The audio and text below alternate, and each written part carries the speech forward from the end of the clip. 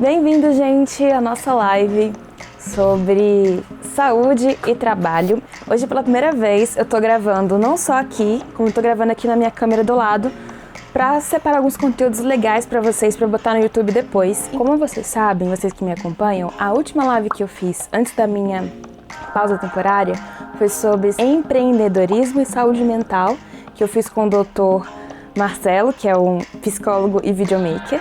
Hoje a gente vai dar meio que uma continuidade a esse tema, falar de saúde mental novamente, mas dessa vez de maneira menos direta. A gente vai falar muito da saúde física também, compartilhar experiências que partem, né, das nossas questões em relação ao trabalho. Vamos começar? Eu vou chamar aqui a Valéria. Oi!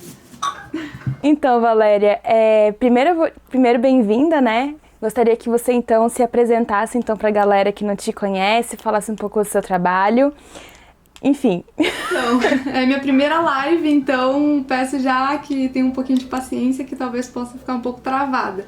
Meu nome é Valéria, sou videomaker também como a Nath, eu sou de Curitiba e trabalho com produção e edição de vídeo. Só produção e edição, ou os dois, né? A gente sempre faz um pouquinho de tudo. Já conheci a Nath também através do XP, do Was Experience, a gente se conheceu num curso e também já trabalhei com ela com edição. Então a gente tem uma parceria aí não só de lives, mas de trabalho também. Sobre mim, esse tema me chamou minha atenção, gostei bastante dele, porque ano passado eu tive só pra contextualizar assim, sempre fui uma pessoa que fez muito exercício físico, eu sempre gostei bastante. E nunca precisei me preocupar com saúde nem física, assim, nem mental. Eu sempre fui muito saudável, até ano passado eu ter crise de ansiedade generalizada. Então, assim, aquilo me pegou muito de surpresa, foi um baque pra mim, porque eu realmente nunca achei que fosse acontecer comigo, sabe? Porque uma coisa é você estar ansioso, e todo mundo acha que é ansioso, mas quando você tem uma crise, você vê o que é ansiedade mesmo. Então, ter um nível leve, assim, de ansiedade, algo mais normal, digamos, você tem um pouco, né? Todo mundo tem algum grau. Mas quando você tem alguma crise, assim, que eu considero que foi uma crise de pânico até, porque eu fui parar no hospital. Então, foi bem complicado, eu tive que ser medicada, tudo. E eu sempre achei muito engraçado isso, porque eu realmente sempre fiz exercício, tudo, eu sempre me cuidei. E meses antes eu estava fazendo também, regularmente, nunca parei. Então foi algo que realmente me deixou surpresa, assim. E você, Nath, como que é a sua relação com saúde, trabalho? Eu já sou ansiosa desde pequena. Eu tinha insônia constante, eu tive uma crise de ansiedade na virada da 4ª para 5ª série, porque eu ia mudar de um professor para vários professores. Eu cheguei no quarto da minha avó, desesperada para ela, assim, vó, eu não quero crescer. Eu tô com medo do ano que vem. Eu não vou dar conta de ter um monte de matéria com um monte de professor. Eu já nasci muito ansiosinha, né? Recentemente eu dei essa pausa porque eu fiquei doente, né? Mais ou menos no final de final de março. Meu lábio começou a inchar. Do nada, comecei a acordar inchada. Só que passava ao longo do dia. Aí teve um dia que eu acordei com a boca muito ferida. Mandei uma mensagem pra minha dentista, que fui nela de emergência, assim. Aí ela viu que tinha umas coisas na minha boca por dentro. Perguntou se eu tinha tido algum período de muita ansiedade e tal, porque eu tava com candidíase oral, que é uma doença que sua imunidade baixou por estresse, pelo emocional. Beleza, comecei a tratar. Tomei o remédio, tomei medicação, era pra passar em 1 ou 2 semanas no máximo. Aí assim que eu parei de tomar, acabou o remédio, piorou, voltou mais forte. Aí ela pediu um exame de sangue completo, deu que eu tava com mononucleose. Aí eu, putz, mononucleose. Aí tá, fui lá no pronto-socorro, pedi remédio, tomei os remédios, tratei e tal. Voltei a ter de novo bendito inchaço na boca, meu lábio todo cortado de novo. Fui no pronto-socorro de novo na semana passada. Aí o outro médico falou, olha, isso deve ser uma alergia. Que eu nunca vi mononucleose da edema. Você teve mononucleose, mas esse inchaço aqui é alguma alergia que você tá tendo alguma outra coisa. Eu, putz grila, não vou resolver isso aqui nunca.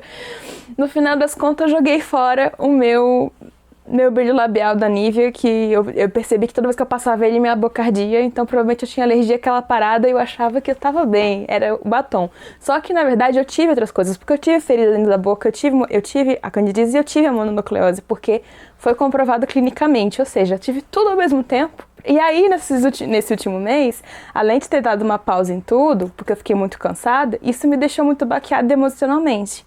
E aí, eu passei por um tempinho aqui deprimida. Como eu faço tratamento, tomo medicação, eu não caio lá no extremo, só que eu percebo quando eu tô alterada. E eu tenho um diário de sentimentos, diário de emoção, onde eu anoto meus pensamentos, o que está acontecendo. Então, tendo esse controle, eu consigo ler depois que passa as fases e entender. Ah, nessa fase aqui eu tava com pensamentos estranhos. Nessa época aqui eu não tava, né? Fazer esse autocontrole, essa autoobservação, porque faz parte do tratamento pra gente não sofrer, né? Só que, por que isso afeta? Porque ao longo da minha vida inteira, desde a infância, eu tenho alertas do meu corpo toda vez que eu exagero. Porque eu sou uma pessoa workaholic. Só que antes de ser workaholic, na época da escola, eu era estudaholic, como eu digo assim pro pessoal, né? É o histórico, já vem de cedo. Uma vez eu fui pra escola, tipo, catarrenta, eu tava muito gripada, lacrimejando, você conseguia enxergar o quadro, aí a professora me expulsou de sala e falou, vai pra tua casa, você vai deixar todo mundo doente. Ela me obrigou a sair da escola porque eu fui pra escola doente porque eu não queria matar a aula. Eu já fui muito mais workaholic do que hoje. Antes eu era um pouco mais, assim, preocupada, eu diria, sabe? Isso que me deixava ficar trabalhando mais, assim, querer trabalhar mais. Hoje em dia eu já tenho uma tranquilidade, assim, em relação a isso e eu consigo separar bem. Eu coloquei na minha cabeça que eu tenho que ser produtiva a hora que eu tô trabalhando. Na verdade, eu tenho que ser produtiva no que quer que eu esteja fazendo. Se eu estiver trabalhando, tem que ser produtiva. Se eu estiver descansando, tem que ser produtiva também. Antes, que eu percebi que eu fazia muito era ficar toda hora ocupada, mas sem estar produtiva. Nossa, isso é horrível, você só perde tempo. É horrível, sabe? Agora o meu lema é eu estar 100% presente no que eu tô fazendo pra poder descansar e trabalhar e ter equilíbrio, sabe? Conseguir fazer tudo o que eu quero. Exatamente, o que você falou é justamente o tema do livro que eu tô lendo, que é um livro que eu ganhei do Maurício. Que demais. Nossa, presente do prof. Gente, cadê o livro? Eu separei outros livros e o livro que eu tô lendo não tá aqui na minha frente, se chamado Essencialismo. Ah, eu quero ler esse livro. No primeiro capítulo, ele já fala justamente sobre isso. Quando as pessoas dividem a atenção e querem dar conta de tudo, elas estão ocupadas e não conseguem ser produtivas. E eu me identifiquei muito também, porque além de gostar muito de trabalhar, eu também gosto muito de várias coisas. Então, ao mesmo tempo que eu era muito focada e tive fases muito intensas em uma atividade só, eu também já me dispersei pegando várias coisas ao mesmo tempo, várias oportunidades, né? Quando eu comecei a trabalhar por conta, eu senti isso na pele nos últimos tempos, né? Porque, por exemplo, no final do ano passado, por necessidade, eu precisei procurar freelas para cobrir umas contas. Então eu comecei tipo, não, vou me divulgar, vou aceitar as oportunidades, vou fazer os trabalhos. Aí daqui a pouco eu tava tão atolada que eu falei, pelo amor de Deus, alguém me ajuda? Socorro! Eu lembro que você não conseguia nem passar as instruções, lembra? A Valéria, tadinha, eu tive que refazer outra edição porque não consegui nem orientar a mina direito. Foi um Deus nos acuda aquela época, mas foi um aprendizado. Mas a gente aprende muito. Foi um muito. aprendizado em tanto. Com certeza. Mas isso de querer... isso que você falou agora me lembrou outra coisa, que é ficar estressado por excesso de coisas que você tá fazendo ou excesso de coisas que você quer fazer. Isso deixa a gente também num nível de estresse, assim, absurdo, porque realmente é humanamente impossível fazer tudo, né? E uma coisa que eu tava aprendendo agora, estou aprendendo agora, é a dizer não pro que não vai agregar. Porque às vezes o projeto é interessante, mas você tem que falar não mesmo assim. Ou porque você não tem tempo, ou porque não tá alinhado com o que você quer uma meta no futuro. Assim, coisas aparecem e você às vezes tem que negar. E o essencialismo faz justamente sobre isso. E um livro que eu queria indicar para todo mundo ler sobre essa questão de você arranjar tempo para as coisas, gerenciar melhor e limpar também a sua lista de tarefas. Esse aqui, o Faça Tempo, que é um queridíssimo aqui, que eu pego muitas dicas dele, do Jake Knapp e do John Zeraski. Eles são os mesmos autores do Sprint, E ele tem várias dicas e técnicas, é um livro super gostosinho de ler, que tem ilustrações, tem comentários dos autores, pensam diferente nas questões, então assim, tem algumas dicas mais radicais, tem outras que não, mas é tudo sobre a questão de você se proteger um pouco das piscinas infinitas, né? Especialmente das distrações que a gente tem, das redes sociais e tudo mais, pra gente conseguir ser mais produtivo. E outro também que tem a ver com isso, que é o Comece pelo Mais Difícil, do Brian Tracy. Comece pelo mais difícil. Legal. 21 ótimas maneiras de superar a preguiça e se tornar altamente eficiente e produtivo. E o meu, gente, aqui ó, ele tá todo grifado. Eu tenho que reler meus grifos. Aqui ó, lembra que eu falei que eu não geri você direito? Já abri aqui ó. Um gestor que não delega adequadamente é incapaz de usar seus outros talentos com máxima eficácia e pode fracassar na função. Papinha na cara. Tapa na cara já no início. Acabei de abrir um tapa na cara. Só porque eu falei que não foi uma boa gestora. Então, eu tava aprendendo a gerenciar online. E uma coisa que me fez entrar no XP era justamente... porque eu queria melhorar muito. Eu queria pegar mais clientes, eu queria aumentar meu faturamento, eu queria ter um fluxo legal de trabalho. E porque eu já tinha alguns assistentes, eu queria ajuda, eu queria ampliar minha empresa. Foi o motivo que eu entrei pro XP, né, na época. E para atender melhor a agência que eu peguei o contrato. Uhum. E aí, quando você começa a gerenciar demandas e pessoas, você ganha mais responsabilidade. E você tem um gasto de tempo, de revisar, de orientar e tudo mais. Os primeiros meses com uma equipe, você vai treinar essa pessoa. Então, eu tive a oportunidade ano passado de ter um editor que já era legal assim, e que eu dei orientação para ele durante os primeiros meses, 2 meses, e depois ele deslanchou, eu só passava as demandas e ele editava tudo que eu precisava, né? Do jeitinho que eu queria. Aí, claro, ele era bom, era estudante, foi fazer o TCC, aí disse tchau pra mim, vou fazer meu TCC, saiu, foi contratado, bom pra ele, ruim pra mim. Nossa, isso é complicado. Porque eu tive que assumir as demandas, né, que ele tava fazendo pra mim. E acabou que até achar outra pessoa e treinar essa pessoa era um tempo que eu já não tava tendo mais. Era o tempo que você talvez usou pra entregar o vídeo, pra finalizar o trabalho completo. Voltando pra questão da saúde, né? Quando você tem pessoas que dependem de você, então, por exemplo, quando eu achei pessoas que eu tava pagando pra elas fazerem os vídeos e que estão dependendo de alguma demanda de alguma coisa, a gente ganha um pouco mais de estresse, mas a gente também ganha um pouco mais de garra, assim, pra trabalhar. Se a gente procrastinava um pouco mais quando tava sozinho, depende só de mim mesmo e tal. Quando você tem alguém que depende de você, geralmente você se esforça um pouco mais. Eu acho que é o que acontece com quem é pai de família, mãe de família, mas quem é empreendedor e tem pessoas que trabalham para você, a autocobrança, ela é maior. Mesmo que seja um assistente que tá trabalhando pra mim, é uma pessoa que tá dedicando seu tempo, sabe? E hoje eu tenho uma assistente fixa que é a minha irmã.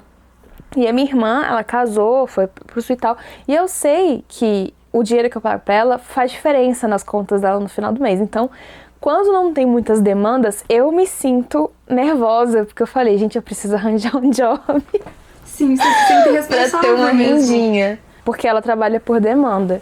E aí eu sinto, preciso continuar trabalhando, não posso desistir de fazer meu marketing, não posso desistir de trabalhar, porque eu sei que eu tô gerando oportunidade para outras pessoas, e eu sempre gostei de gerar oportunidade para as pessoas, eu sempre gostei de encontrar pessoas para trabalhar. Então foi muito engraçado que quando você editou para mim, teve mais umas 3 pessoas do XP que também editaram para mim, que eu fui distribuindo job, assim, tá.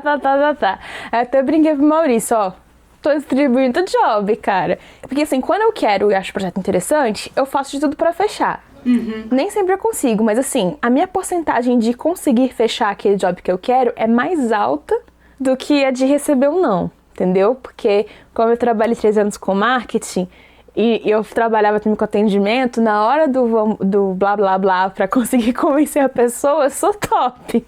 O problema é manter o padrão do atendimento e do pós-atendimento, porque aí, né, meu filho, é a pressão depois de manter a promessa. Esse que é o... Eu acho que isso entra muito nessa questão da autocobrança, porque quando a gente é CLT, a gente, por exemplo, ficou doente, igual você ficou agora, você pega um atestado e você fica em casa tranquilo. Agora, quando você é um microempreendedor ou empreendedor, você sabe que se você não fizer, ninguém vai fazer por você. Então, ainda mais quando envolve equipe, que você não vai fazer e as outras pessoas ainda vão sofrer a consequência também. Então, é uma cobrança duplicada, eu diria. É um estresse a mais, realmente. Eu não passei por isso, não tenho equipe, eu sou sozinha agora, trabalho da edição, do roteiro até a edição sozinha. Mas quando chegar esse momento, eu sei que vai ser bem desafiador, assim, ter que contratar outras pessoas. Mas é por isso que é importante ter contato, sabe? Infelizmente, eu tô com um job que ainda tá atrasado desde janeiro, pra você ter noção. Porque como eu tive esses problemas de saúde, foi acumulando, aí você tem uma fila de trabalhos, né? Então, você atrasa atrasa todos que vem depois. É uma Fica nessa bola de neve. E é bom ter contatos pra quando você precisa resolver essas questões de equipe. Então, assim, eu sou uma pessoa também que tinha muita dificuldade de pedir ajuda. Estou aprendendo a pedir ajuda. Estou aprendendo a confiar também no outro e desapegar do meu jeito. Uhum. Às vezes eu dou umas puxadinhas, tipo assim, olha, tem que fazer desse jeito e tal, porque tem um padrão de qualidade que eu entrego que eu preciso manter, que é a minha assinatura, digamos assim. Então, no final das contas, aquele toque final, eu sempre vou mexer no vídeo de alguma forma, porque faz parte do porquê que as pessoas me contratam, né? Not good enough. Eu sou muito detalhista, e como eu já vim de uma história de música, que eu também estudei música e tal, quando eu vou fazer trilha sonora, por exemplo, vídeo de depoimento, eu nunca deixo a trilha sonora tá com a música e acabou. Eu pego músicas que tem momentos diferentes e vou remontando colando pedacinhos da música para que ela acompanhe mais ou menos os momentos do vídeo. Então, se tá um momento triste, a música tá mais para baixo. Quando a pessoa fala de superação, a música sobe.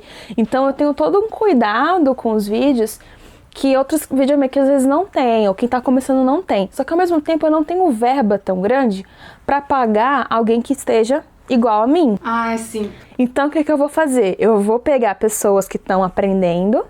Uhum. Então, eu geralmente chamo estudantes mesmo. Porque com eles, eu vou poder pagar mais barato. Às vezes, e é um valor que eu falo pra eles, seu trabalho não vale isso.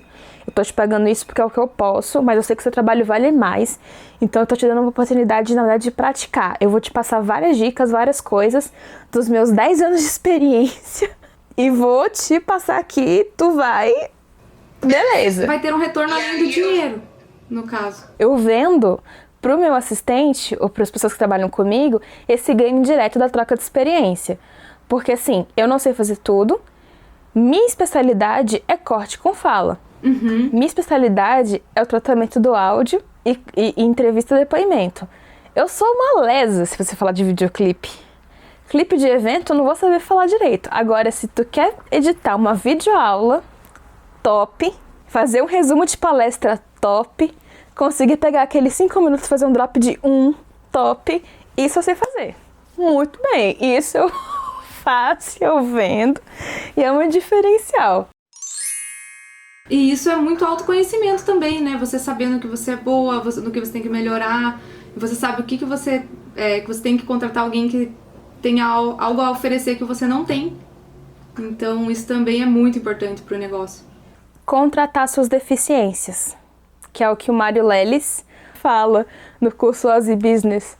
Você tem que conhecer no que você é bom, dedicar no que você é bom e contratar aquelas pessoas que vão fazer aquilo que você não faz bem, para que nenhum dos dois te desgaste, os dois consigam crescer juntos, né? E a gente evita o estresse que vai nos deixar doentes, porque a gente trabalha para viver, a gente não vive para trabalhar, não é verdade? É sim. E muitas vezes, nesse afã de fazer tudo sozinho, e que nem você, especialmente depois que eu saí da faculdade, eu faço do roteiro até a finalização, muitas vezes, em muitos vídeos, a gente acaba passando noite em claro, desrespeitando o próprio corpo, comendo qualquer besteira, abrindo mão de final de semana, abrindo mão de outras coisas. Às vezes vale a pena, durante um período da vida, um momento específico, você fazer aquele esforço a mais e abrir mão de algumas coisas para poder atingir aquele objetivo. Mas quando você está focado, né? Tipo a pessoa que quer estudar para um concurso, tipo a pessoa que está fazendo um filme, que tem aquele prazo, aquele tempo para fazer um filme. Beleza. Um momento. O problema é quando você pega e transforma abrir mão de todo o prazer numa rotina sem parar. Não é porque a gente ama o nosso trabalho, né, Valéria, que a gente não vai ter estresse com ele. Eu amo fazer vídeo. Só que se eu fazer vídeo 24 horas por dia, 7 dias da semana, eu vou surtar. Eu não aguento. Porque por mais que a gente ame o trabalho, a gente não ama só o trabalho. Exatamente. Isso é algo que eu tava... Depois que eu tive as crises e tudo, ficou muito claro pra mim que quem não tem uma boa saúde não consegue ter uma boa performance. Não adianta, assim. Não tem como. A sua mente fica em outro lugar, o seu corpo não fica tão disposto, então tudo é afetado, assim, pela saúde. E isso é algo que eu busco hoje em dia, levar com muita prioridade. Depois que eu tive a crise, eu fiquei, na verdade, um mês, assim, muito mal. Pra você ter ideia, eu só tinha forças de ficar deitada assistindo Netflix. Era a única coisa que eu conseguia fazer, e nem era legal, porque eu tava tão lelé da cuca que nem isso eu queria fazer, sabe? Nem aproveitava. Exatamente, eu nem aproveitava. Não era uma férias, era a única coisa que eu queria fazer. Então foi, assim, depois disso que daí eu comecei a fazer yoga todo dia, coloquei um propósito, assim. Aí quando eu sentia que eu tava ficando mal, eu saía a caminhar, porque daí também o médico me explicou tudo, me explicou como eu tinha que agir, que agora eu já sabia que aquilo não era, que eu não ia morrer, né, porque é isso que você sente quando você tá tendo a crise de ansiedade, que você vai morrer. Calafrio, insônia, tremor, tontura, tudo assim, tudo junto, isso que é o pior, né, tudo junto. Depois disso comecei a lidar melhor e eu coloquei assim fixo na minha mente que eu ia fazer o que fosse preciso pra sair daquilo ali. Aí comecei a fazer yoga todos os dias. Fiz acupuntura também, que foi maravilhoso, assim, ó. Na minha segunda sessão, parecia que ela tirou com a mão a ansiedade. Assim, foi muito bizarro a eficácia da acupuntura. Pra mim, né, eu já vi que tem algumas pessoas que não conseguiram, assim, algo tão eficiente, mas pra mim deu muito certo. E depois disso também fiquei fazendo outros tipos de exercícios, porque eu nunca parei. Ou se eu faço yoga, eu tô fazendo ou caminhada ou alguma outra coisa, sabe? Como tem também pandemia, pra piorar, aí não tava indo pra academia mesmo. Então juntou tudo, né? Juntou tudo. Ah, não, essa pandemia foi bem ruim. Ao contrário de você, que sempre faz atividade física, eu era menina sedentária. Eu era gordinha, eu tenho seios grandes. Fazer atividade física é extremamente desconfortável quando você tem seios grandes e você é uma adolescente que tá conhecendo seu corpo.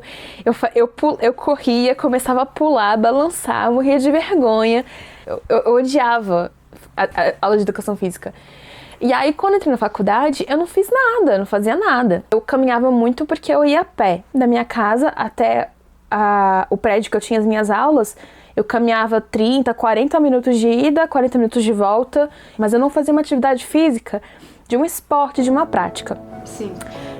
Na época da faculdade, eu fiquei ansiosa e estressada. Aí eu tive gastrite nervosa. Nossa. Tive uma crise de psoríase, que era uma crise causada pelo emocional. É o emocional que causou. Nessa mesma época que eu tive psoríase e tive gastrite nervosa, eu desenvolvi um ovário policístico, que é uma coisa que já me impedia de emagrecer direito, e era um problema no hormônio. Aí, certo belo dia, fui andar com a minha mãe, fui pra balada com a minha mãe, fui dançar, corpo sedentário, acima do peso, cheia de coisa, rompi o ligamento do joelho no meio do negócio. Não acredito. Isso foi em 2013. Eu juro, meu corpo tava tão fraco que uma dancinha conseguiu ferrar com o meu joelho. Aí o que aconteceu? Fiz uma cirurgia, fiquei fazendo 4 meses de fisioterapia, mais 3 meses de hidroterapia, e aí foi quando eu entrei na academia. E foi aí, pela primeira vez na minha vida, que eu descobri um esporte que eu me adaptava, que era a medida da musculação.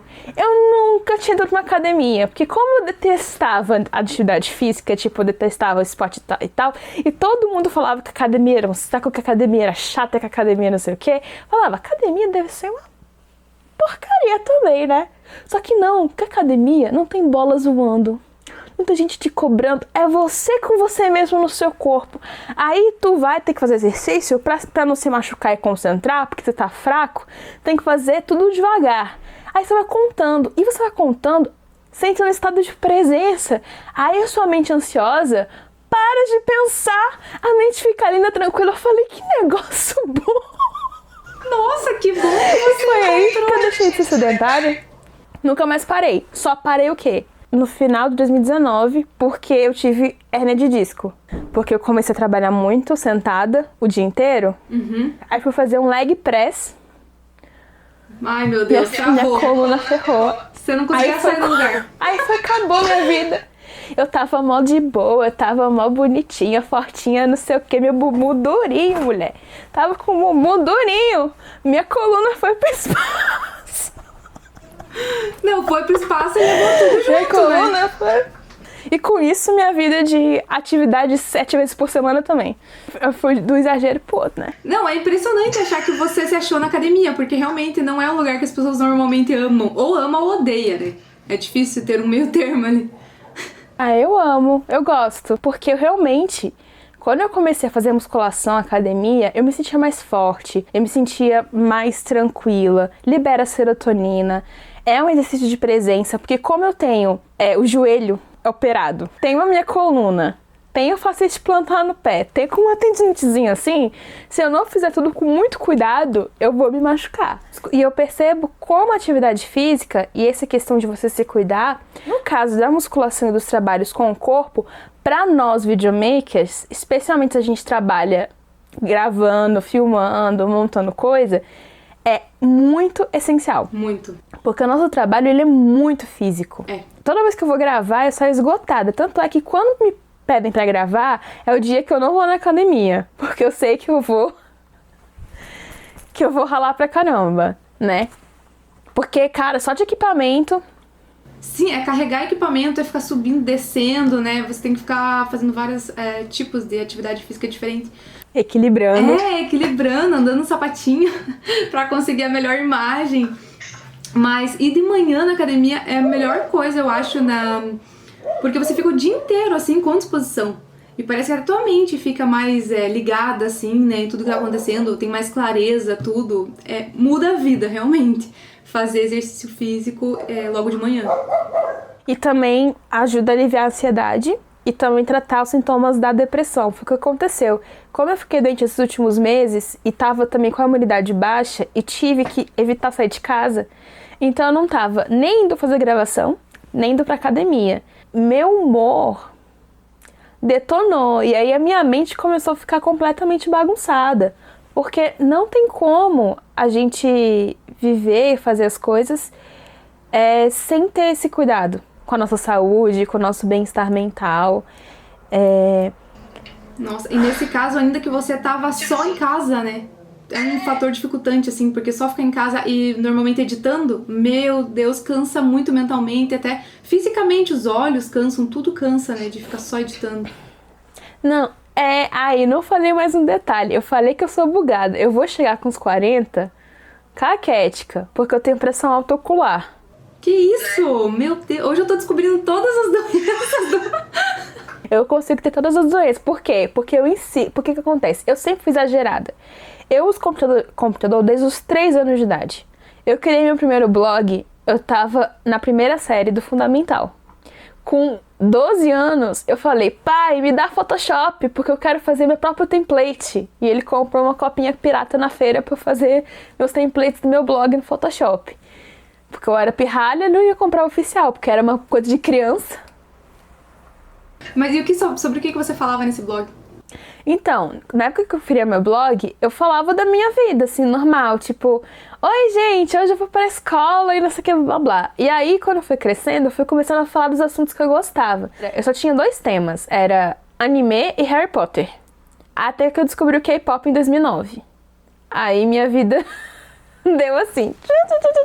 Só que durante toda essa época que eu tinha o meu blog e foi K-popper, eu também desenhava. Eu desenhava o tempo todo, desenhava nas provas, nos cadernos, desenhava em todos os lugares. Então, eu não sabia se eu queria ser web designer, se eu queria ser ilustradora.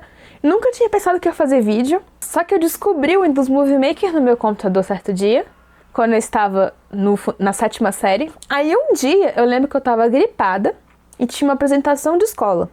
Eu já mudei totalmente de assunto, tô contando a história de como eu comecei a fazer vídeo, ó. Senta que lá vem a história. tinha um trabalho da escola, que era um trabalho de ensino religioso, sobre vocações. Eu estava gripada, não queria apresentar o trabalho, aí peguei, fiz um vídeo e narrei. E no dia lá da apresentação, a escola particular, tinha um projetor, aí eu passei lá meu trabalho em vídeo. E sentei, fiquei assistindo, fiquei assim na sala de aula, assim, ó, com o meu trabalho passando. Foi seu primeiro vídeo, então? Foi o meu primeiro vídeo oficial, assim, que mostrei pra pessoas. Aí o professor achou demais, achou muito bom. Aí mostrou pro resto das outras turmas todinhas e falou, a partir de hoje vocês podem fazer vídeo também. Vocês podem fazer slide ou podem fazer vídeo. Vocês decidem o trabalho.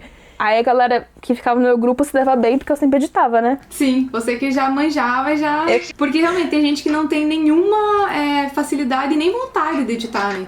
De fazer vídeo, então... Aí complica um pouco. Exatamente. Aprendi a usar o Sony Vegas ainda no ensino médio. Eu entrei na faculdade de cinema já sabendo editar. Aí chegava no primeiro semestre nos trabalhos, todo mundo fazia trabalho comigo, já sabia o Photoshop, já sabia editar. Era bom a edição? Não. Era tosca, tinha transição zoada, porque eu era jovem. Jovens e jovens. Jovens não sabem fazer as coisas direito. Jovens estão aprendendo. Não tem noção estética. Não. Entendeu? Não sabe diferenciar ponto de linha, espaço negativo. E a gente já sabe todo mundo do tema, porque eu falo muito, eu conto muita história. Eu tenho esse problema. Não, essa é a tal da distração que a gente tava falando, né? Você vai falando, de repente, quando vê, já tá numa outra história lá de 1900 e bolinha. Pra voltar é difícil, né? Eu também tenho um pouco de... Como é que é? Falta de atenção mesmo. Pois é. Então é isso aí. E lembre-se, gente, faça atividade física, continuem se cuidando. Leitura é bom pro cérebro. Na verdade, atividade física e leitura, a gente faz muito bem pra alma, pro cérebro, para a nossa saúdezinha, pra gente relaxar. Obrigada, tchau. Até mais.